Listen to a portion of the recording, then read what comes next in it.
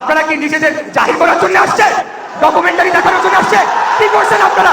শহীদদের জন্য আপনারা কি করছেন?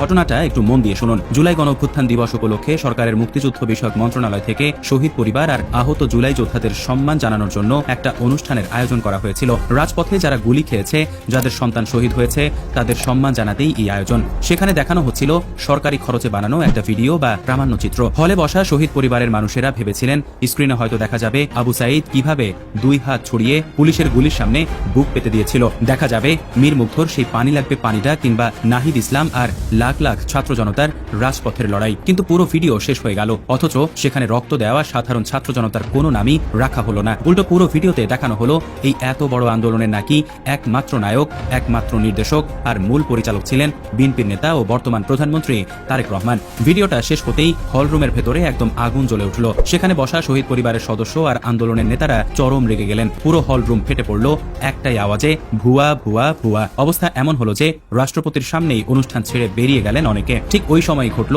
সবচেয়ে গরম ঘটনা।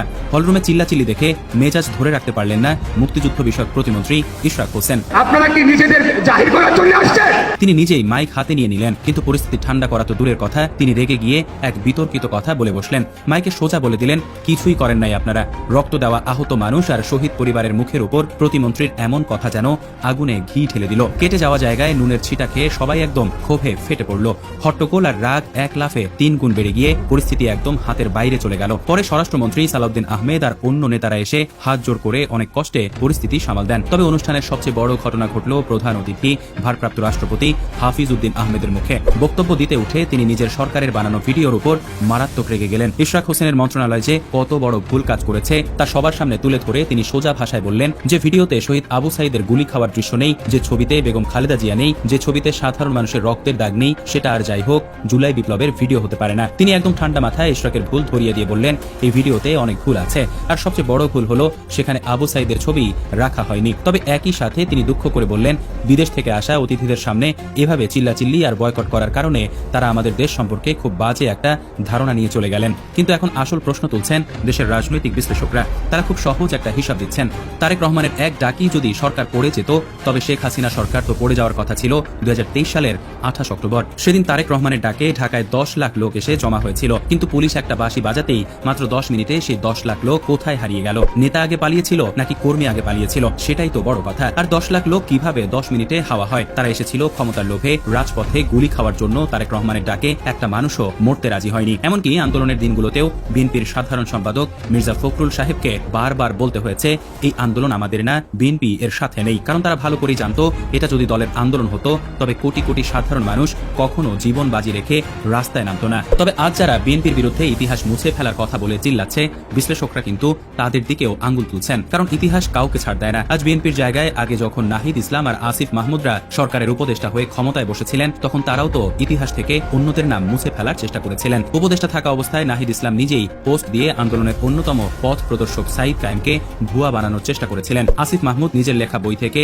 কৌশলে সাদিক কায়েমের ছবি বাদ দিয়েছিলেন। আর আজ যখন বিএনপি ক্ষমতায় এসে তাদেরকে বাদ দিয়ে তারেক রহমানকে নায়ক বানাচ্ছে, তখন এটা আসলে আমাদের দেশের সেই পুরনো নোংরা রাজনীতিরই রূপ। ক্ষমতার চেয়ারে যেই বসে সেই রঙিন চশমা পরে চোখের সামনে থাকা তাজা রক্তকে অস্বীকার করে নতুন ইতিহাস বানাতে চায়। বিশ্লেষকরা পরিষ্কার বলছেন তারেক রহমান যদি নিজেকে আন্দোলনের প্রধান দাবি করতে চান, তাতে সাধারণ মানুষের কিছু আসে যায় না। কিন্তু দুঃখের বিষয় হলো গত 6 মাসে তারেক রহমান তার কাজ দিয়ে এটা প্রমাণ করতে পারেননি যে তিনি জুলাই বিপ্লবকে মন থেকে ভালোবাসেন। তিনি এখনো এটাকে সাধারণ একটা রাজনৈতিক আন্দোলন মনে করেন। রাজপথে চোখ হারানো বা পঙ্গু হয়ে যাওয়া যোদ্ধাদের তিনি নিজের মানুষ বলে আপন করে নিতে পারেননি। এমনকি বিএনপির যেসব সাধারণ কর্মী লাঠি আর গুলি খেয়ে রাজপথে রক্ত দিয়েছিল, তাদের খবরও আজ কেউ রাখে না। আজ তারেক সরকারের বড় বড় চেয়ারগুলোর দিকে তাকালে কি দেখা যায়? দেখা যায় রাজপথে বুলেটের সামনে দাঁড়ানো কোনো আসল বীরের জায়গা সেখানে হয়নি। সব বড় বড় চেয়ার দখল করে বসে আছে পুরনো সব সুবিধাবাদী লোক। তাই আজ কোটি কোটি টাকা খরচ করে তাকে নেতা বানিয়ে ভিডিও বানালেও সাধারণ মানুষের কাছে তা স্রেফ একটা ফাজিলরাম রাজনৈতিক তামাশা ছাড়া আর কিছুই না।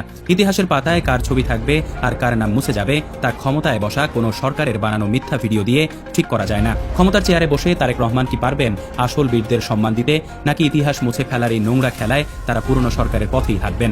দেশের সাধারণ মানুষ আজ আর বোকা নয়, তারা খুব ভালো করেই জানে বইয়ের পাতায় লেখা বানিয়ে তোলা ইতিহাস আর রাজপথে বুকের রক্ত দিয়ে লেখা আসল ইতিহাসের মধ্যে পার্থক্য কতটা আকাশ আর পাতাল। আসলে এই একটা ঘটনায় চোখ খুলে দিল যে ক্ষমতার মসনদে বসে দল বদলালেও মানসিকতা কতটা একই থেকে যায়। হাফিজউদ্দিন হয়তো নিজের মন্ত্রণালয়ের ভুলটা সবার সামনে ধমক দিয়ে ধরিয়ে দিয়েছেন, কিন্তু প্রশ্ন থেকে যায় নিজের দলের তৈরি এই ইতিহাস চুরির চেষ্টা কি তিনি সত্যিই আটকাতে পারবেন, নাকি রাজনৈতিক চাপের মুখে পড়ে শেষ পর্যন্ত আসল সত্যিটাকেই চেপে যেতে হবে?